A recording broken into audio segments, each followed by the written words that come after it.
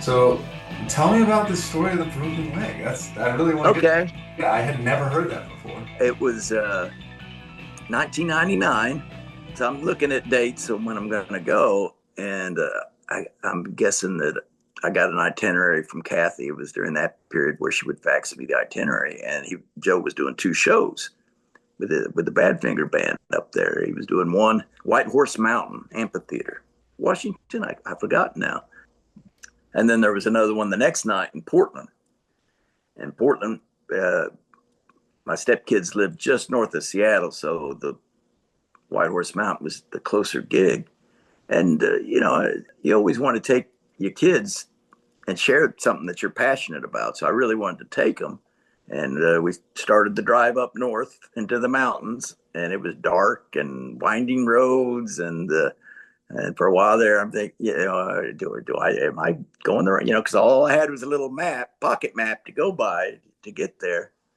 But eventually we pulled up into this. It was like a little valley up on this mountain. It was kind of reminds me of Close Encounters of the Third Kind up on the mountain when they look down at where they got all the light. It was kind of like that. And there's this big amphitheater, and we get up right front of the stage, and they had one of those barriers, maybe 5 feet from the stage, and in front of the stage they had these huge speakers, and it had been raining.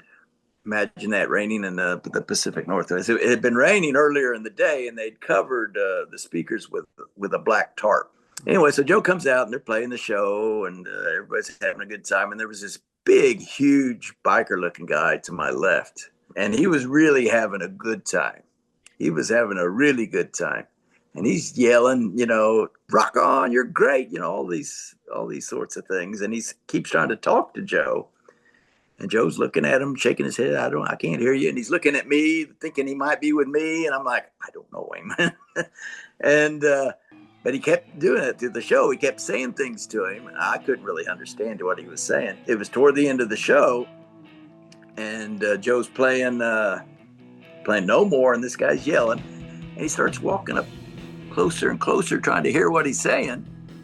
And he doesn't realize from his vantage point, the stage ends. He sees tarp. He thinks the stage is continuing on, and he takes a step, and there's nothing under the tarp. And he goes down, and he lands on one of the speakers, and his leg, I think, went between the speaker and the stage. Band's still playing, No More. They grab him, they pull him up. He keeps playing. They carry him back to the mic, and he's standing at the mic on one leg. He's playing. He finishes the song. Then he does No Matter What. He would immediately launch into No Matter What. And then typically they would leave the stage and come out and do Mean Jemima. But instead, after they finished No Matter What, they went straight into Mean Jemima. And then when they finished, those same two guys, he motioned him over. They came and got him and picked him up and carried him off the stage. And Ryan and I were a little worried. So I'm like, well, let's, go backstage and you can meet Joe and, we'll see how he is. And we go around, and there's Mark Healy. I'm like, so, is Joe okay? And he's like, I don't know. The ambulance took him away. They took him to the hospital. And I'm like, oh. And then I think I found out the next day, because he had a gig in Portland the next day. I guess I talked to Kathy or something. And she said, yeah, he had a hairline fracture in his leg, and they put him in a cast. But he's still doing the gig tonight in Portland, and he did. They did the gig, and then he went home. And I saw him not long after that. I can't remember what the next time I saw him, but it was within a month or two. And I asked him about that, and because he wasn't wearing the cast by this point. He said, oh, it wasn't a big deal. We were almost done with the show anyway. I just, finished up the last songs, and just did the encore without leaving, and it wasn't a big deal. He really downplayed it, but you could tell he was in pain.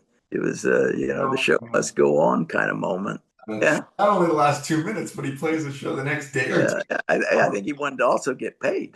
It's true. I wonder if anyone has recordings of those two shows, because I'd be curious for the Portland one too. If he was like, it's not like Joey to sit down during a show, so he must have done it in a Yeah, I'm booth. sure he did it standing. He was in a cast, but imagine he just put all his weight on the one leg. Yeah. After he fell, I stopped taking pictures. I was taking photos of that show But after he fell, I stopped taking pictures because I wasn't even thinking about pictures. I'm just thinking, are you okay? Is he okay? It's crazy that he it also shows how much he engages with the audience. That if some random biker's talking to him Yeah, yeah, for a reason. yeah. It ties back into what I was saying earlier. I mean, this biker's just, he's not talking about anything in particular. He's just saying, "You're great. You're, rock on." But he's just babbling. Yeah. And Joe's, sincerely wants to know what is it? What do you need? What are you saying? I Yeah. thought of another one though as I was waiting for you to call Yeah. for a show, and I remember traveling with Billy Davis and his girlfriend Val, and because I think it was just a one-off show, and everybody was coming from different places. Billy was coming from Nashville, Steve Wozny was coming from Chicago, and I think Mark and Joe came out of Minneapolis, St. Paul. But everybody flew into Logan. I remember that in Boston, and I remember Joe showed up in a limo, and the window was down. He had his head sticking out he had that big grin on his face, as it pulled it. It was at a fairgrounds, wherever it was, Connecticut or New Hampshire, and that Tom Brennan was there. That was when I met him, and they were ready to do the sound check, and they get a call from Steve Wozny, the keyboard player, and his flight out of Chicago was delayed, I think, due to weather, and it was going to Logan, and I think it was maybe an hour drive from Logan to wherever we were. It looked like he wasn't going to be able to get there in time, and so they do the sound check, and then the whoever it was that booked him there at the fairgrounds, he had a promo photo when he booked him, and it showed five guys, and he's talking. There's only four of you.